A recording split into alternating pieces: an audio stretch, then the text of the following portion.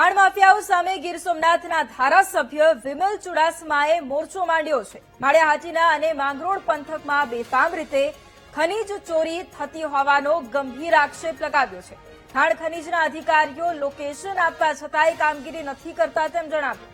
વધુમાં કહ્યું, ખનીજ ચોરી કરનારા ખનીજ માફિયાઓ સામે કાર્યવાહી થવી જોઈએ।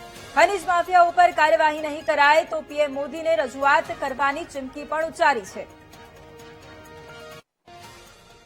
ત્યારે કુકરસવાડા મુકામે સર્વે નંબર 83 અને ચોરવાડ મુકામે સર્વે નંબર 571/2 અને 550/1, 608/4/2 અને 562 ના સર્વે નંબર ઉપર ખનીજ માફિયા દ્વારા હાલમાં ખૂબ મોટા પાયે ખનીજ ચોરી ચાલુ છે। હાલમાં આ સર્વે નંબરમાં જે 571/2 માં તો દિવસ અને રાત ચાલુ છે।